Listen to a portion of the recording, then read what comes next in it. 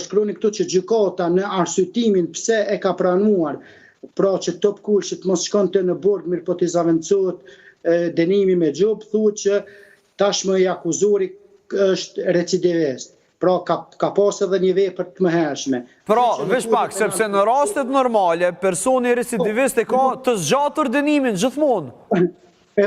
Po këtu është anomalia, Kroni, që po e them. Këtu është anomalia. Në vend që gjykata të merrte një vendim për t'ja rënduar dënimin, ajo ka marrë një vendim në favor të tij.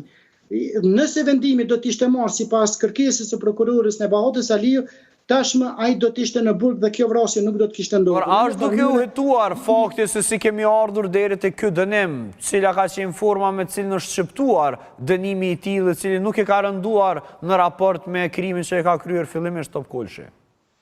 Jo, deri më tani nuk është se ka ndonjë hetim tjetër, edhe pse do duhej realisht të kishte një hetim, gjë që gjyqtarin dhe gjykatësit e këtij rasti do të mund të qënte në masa disciplinore dhe ti merrte, si me thonë, në pyetje pse kanë bënë një gjë.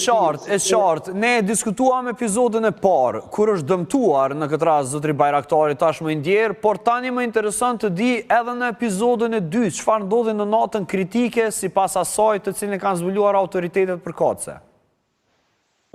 Është shumë e rëndësishme, Kroni, të tregojmë se ngjarja pra ka ndodhur me 3 gusht, ndërsa viktima ishte gjetur me 4 gusht. Policia e ka si erdhi deri tek zbulimi.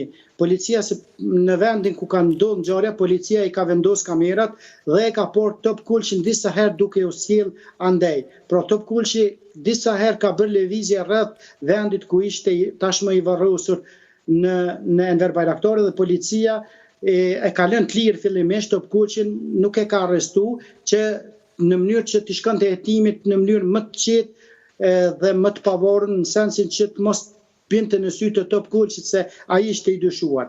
Pra, policia ka vendosur kamera në vendin ku ka ndodhur krimi, Topkulli disa herë ka bërë lëvizje aty dhe policia duke parë që tashmë i njëjti person ka shkuar disa herë, kanë filluar ta gjurmojnë Topkullin derisa erdhi edhe e arrestuan.